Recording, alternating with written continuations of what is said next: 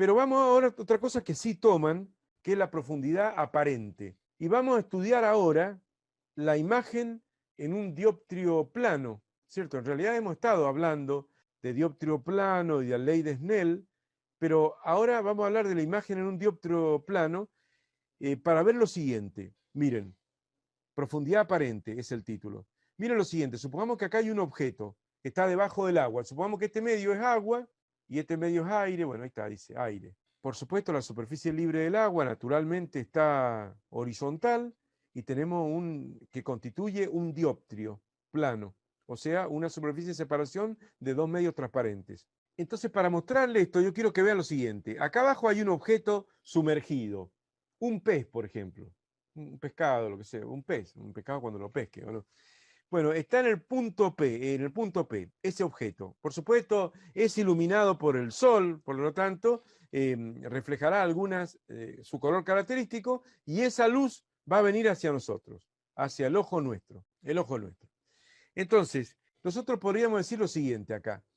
Voy a hacer pasar dos rayos incidentes en el dioptrio plano, que son estos dos azules, que salen del pez o del objeto que está ahí en el punto P, están en azul y se refractan, pasando al aire, ¿cierto? Empecemos con este primer rayo que no da ninguna dificultad y que ya hemos hablado y hemos visto en el simulador qué es lo que pasa cuando el rayo viene con la dirección de la normal. Cuando el rayo viene con la dirección de la normal al punto de incidencia, ¿cierto? Por lo tanto, acá tengo el punto de incidencia P, bueno, para ese rayo, punto de incidencia, ¿qué va a pasar? Entra con la dirección de la normal, entonces el ángulo de incidencia es igual al ángulo de refracción por la ley de Snell, ¿o no? Porque el N del medio de abajo, ¿cierto? Que le voy a llamar simplemente N, al N del agua, por el seno del ángulo incidente, es igual al N del aire, que va a valer 1, así que ni lo pongo, por el seno del ángulo de refracción. Y bueno, como I es 0, seno de 0, 0, y bueno, R tiene que ser 0, ya está. Se refracta sin cambio de dirección. Ese es el primer rayo refractado. Ya está. Vamos al segundo rayo que sale de P, acá en azul. Se refracta como lo vemos acá en rojo, ¿cierto? El segundo rayo refractado. Entonces, acá sí se aplica la ley de Snell, ¿cierto? O sea, viene ese rayo, incide acá, en este punto, y luego, ¿qué hace? En este punto de incidencia, ¿cierto? Está la normal, ¿qué hace? Como va de un medio de mayor índice de refracción, agua, a uno de menor índice de refracción, se separa de la normal, ¿no? Entonces, en lugar de mantener su dirección, que venía siendo esta, en lugar de mantener esa dirección, el rayo, se separa más de la normal y pasa a estar ahí en la posición que podemos ver del rayo refractado en rojo. Y lo hace con un ángulo de refracción R mayor que el ángulo de incidencia I. Hay un ángulo de incidente con la normal pequeño y hay un ángulo mayor de refracción. Eso ya lo vimos, tiene que ver con la ley de Snell, ¿cierto? Voy de un n grande, 1,33, a un n pequeño, me disminuye este factor, me tiene que aumentar el otro factor. Y para que aumente el seno, tiene que aumentar el ángulo, porque el seno es creciente con respecto al ángulo, ya lo hemos hablado en la clase pasada. Si prolongo los dos rayos refractados, este rayo refractado rojo por el dioptrio plano y este rayo refractado rojo por el dioptrio plano, ¿qué veo? Que los rayos son divergentes. Por lo tanto, la imagen es virtual, no es real. No se forma la prolongación real de los rayos refractados, sino que tengo que prolongar los rayos refractados. Prolongo este vertical, que ahí no lo puedo hacer porque queda encimado con todo, prolongo el otro y ahí está la imagen P' del punto P.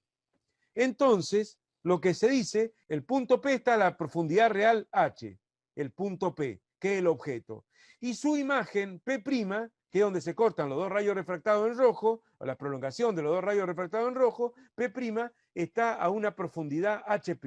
Y ahora lo que vamos a ver es la fórmula para poder conocer H', que va a ser esta sencilla fórmula, H' igual a H sobre N, que hasta se la pueden aprender de memoria y la puse en el resumen de fórmulas de la profundidad aparente, donde lo único que hay que hacer es dividir la profundidad real a la que está el pez, dividido el índice de refracción del medio, que sería el agua en este caso, porque esto se da por sobreentendido que es aire, si no hay que hacer alguna otra cosa, ¿no? Pero bueno, agarrá EH, lo dividís por el N del agua y te da la profundidad aparente, que por lo tanto va a dar menor, porque el N del agua es 1, algo, y Y bueno, vos dividís por un número mayor a 1 y va a quedar una profundidad menor y el pez está, digamos, parece estar menos profundo de lo que realmente está. Esa es la idea. O sea, es la imagen de un objeto, el punto P, obtenida en un dioptrio plano, cuando la luz es obligada a refractarse al otro medio, y uno obviamente tiene su ojo ¿dónde está? En el medio, en el segundo medio, en el aire. Bueno, entonces ahora para demostrar esa fórmula, lo que voy a poner acá es los ángulos. Miren, el ángulo de incidencia de este rayo oblicuo que viene por acá y que se refracta en este rojo, ese ángulo incidente también está acá.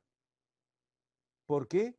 Por ser alterno interno entre paralelas. Cuando vimos el resumen matemático, yo le dije que lo que son algo, los alternos internos, el resumen de geometría, alterno interno entre paralelas, son iguales. O sea, este es igual a este. Recordemos que esta vertical es paralela a esta vertical, ¿o no? Y esta es la transversal, así que bueno, son el alterno interno, son iguales. ¿Qué más? El ángulo R de refracción también aparece aquí, por opuestos por el vértice, en este caso. Porque bueno, son las mismas dos rectas. La recta verde, que es la normal, y la roja, que acá está completa y acá con línea de punto, pero sigue siendo la roja, es el mismo ángulo. ¿O no? Opuestos por el vértice son iguales. Y ese R también es igual a este R por ser alterno interno entre paralelas, los dos R's. Este R de acá y este R de acá. De nuevo, alterno interno entre paralelas. Las dos verticales son las paralelas y esta recta la transversal, alterno interno, son iguales. ¿Se ubican? Así que yo voy a trabajar con los triángulos que van a quedar acá. Voy a trabajar con este triángulo rectángulo, grandote, ¿o no? Con ese, y voy a trabajar también con ese triángulo, más chico, pero rectángulo también. Voy a hacer socatoas. Por ley de Snell, vamos a la ley de Snell para este rayo, para este problemita que hay ahí, ese cambio de dirección que ocurre ahí. El n del medio incidente, que es el n del agua, por el seno del ángulo de incidencia y es igual al n del medio refractado, 1, porque el aire por el seno del ángulo de refracción. Esa es la ley de Snell. El n de incidente por el seno de incidencia, n refractado por el seno del ángulo de refracción. Ahora voy a hacer un cambiazo. Bueno, multiplicar por 1 es lo mismo que nada, así que obviemos ese 1. Voy a hacer un cambiazo. En lugar de poner seno de I voy a poner tangente, y en lugar de seno de R, tangente. Voy a reemplazar el seno por la tangente, como si fuera igual el seno y la tangente. Uno podría decir, no, pero ¿cómo? El seno y la tangente son cosas distintas. Sí, ya sé que son cosas distintas, pero ustedes saben que para ángulos muy pequeños de incidencia y de refracción, por lo tanto, este dibujo es solamente orientativo, no es real, porque no puedo tener un ángulo, este ángulo vieron que parece de 30 grados y este parece de 45 grados o más. No, no.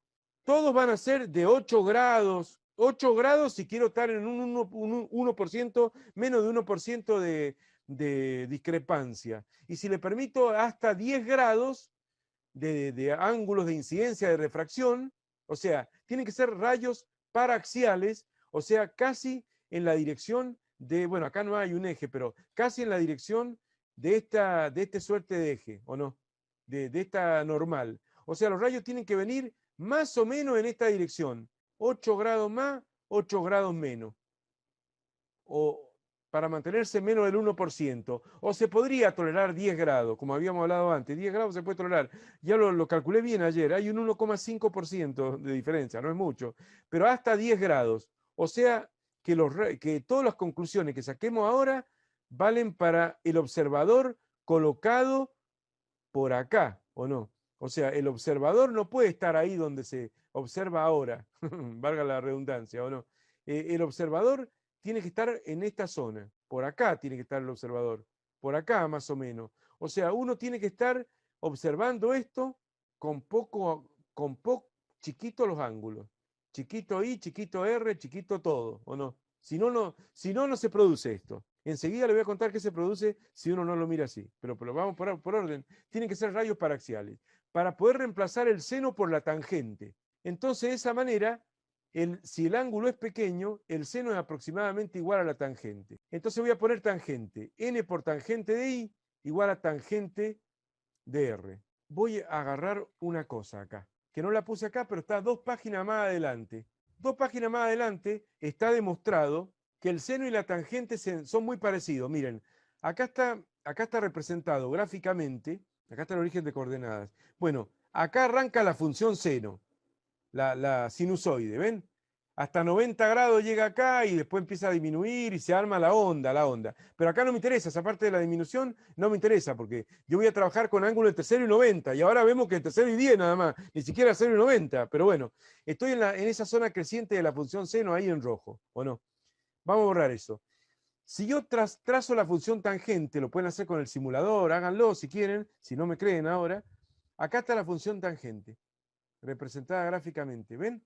Y después dobla por acá, y no importa, porque yo no me voy a meter a los ángulos negativos. Esa es la función tangente. Entonces, si yo quiero comparar el seno con la tangente, ¿o no? El seno con la tangente, si me voy a meter en un ángulo grande, soné, o sea, si me voy a meter en un ángulo, por ejemplo, qué sé yo, de 0,8 radianes, acá. Esto está en radianes, por supuesto. 0,8 radianes, mirá lo que vale el seno y mirá lo que vale la tangente. No son iguales. No son el seno es la rojo, la tangente es la verde. Y el I igual X, ¿por qué puse la I igual X ahí en azul? Porque quiero ver qué tan parecido es el seno de X, a la tangente de X y al propio ángulo X. Porque hubieron casos ya en la clase pasada donde reemplazaba el ángulo por la tangente. ¿Se acuerdan? Que reemplazaba cuando hicimos la demostración de la ley de los focos de un espejo de Descartes. Ahí vimos que los ángulos los reemplazábamos por la tangente, hacían un montón de simplificaciones, ¿o no? Y bueno, por eso quiero comparar, o por el seno, no me acuerdo si reemplazamos el ángulo por la tangente, creo que reemplazamos el ángulo por la tangente. Ahora a veces reemplazamos el ángulo por el seno. Y bueno, si vos querés reemplazar, por ejemplo, el ángulo igual X, ¿o no? Por el seno están más cerca, porque ves que están más cerca, van convergiendo. La roja igual X a igual seno de X. El X y el seno de X están más cerca todavía que cuando querés repasar el seno por la tangente. El seno con la tangente está más lejos. ¿Eso lo observan o no? Entre el seno y la tangente es como que hay más delta I, hay más discrepancia, ¿o no? En cuanto a las funciones, seno y tangente. Lo mismo cuando uno se mete en un ángulo muy pequeño, 10 grados, que en radianes son 1,175 radianes, cuando uno se queda en esta pequeña franja, cuando uno se empieza a meter en esta pequeña franjita, que ángulos que llegan hasta 10 grados, o mejor hasta 8 grados, ayer lo calculé bien, y si te mantienes hasta 8 grados, empieza entre la función seno y la tangente, que es la que más diferencia tiene, la diferencia entre el seno y la tangente, ¿o no? Las que más divergen, te mantenés menos del 1%, menos del 1%. Y si permitís que llegue hasta 10 grados, pasa a ser 1,54% la diferencia. Pero de todas maneras es pequeña. Recuerden que en mediciones, generalmente en ingeniería y demás, se trabaja siempre con una tolerancia del 1%. O sea, que esto es para explicar que si te vas a manejar con ángulos bien pequeños, es lo mismo el seno del ángulo que el ángulo en radianes, que la tangente del ángulo.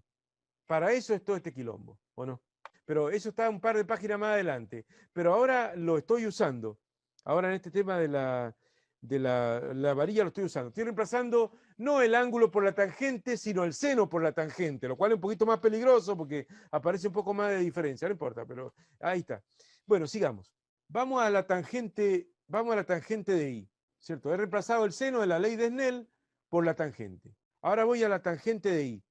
Me meto en este triangulito, que el grande que le mostré recién. La tangente de I es igual a ¿qué? Cateto opuesto A sobre cateto adyacente H. O sea, la tangente de I es igual a sobre H. Ahí está. Y vamos a la tangente de R. Voy a usar este R de acá, este R. Tangente de R igual a sobre H'. A sobre H'. Entonces vamos de nuevo a la ley de Snell modificada con la tangente, que sería esta. Vamos de nuevo y quedaría N por la tangente de I, y la tangente de I es A sobre H. N por A sobre H igual a la tangente de R, por 1. Bueno, el 1 no lo pongo, ¿cierto? La tangente de R es A sobre H'. A sobre H'. Se va A con A, porque tengo que despejar H' todo esto, ¿no? La A la mando dividiendo, se va con la otra A, H' lo mando para acá arriba, ¿o no? Y me va a quedar H', este H' lo mando para acá arriba, y bueno, y después la H que está dividiendo la mando para arriba, y el N lo mando para abajo y queda la fórmula. ¿o no? Y se demuestra la fórmula. Pero claro, para que esa fórmula sea válida, tengo que estar mirando el objeto con un pequeño ángulo respecto de esta vertical. No me puedo meter muy sesgado no me puedo meter para que se cumpla esto. Si el medio incidente es agua, n igual a 1,333, ¿cierto? Recuerden que esto es aproximadamente 4 tercios. En realidad 4 tercios es 1,3333 periódico. Y esto es 1,333 y después no sé.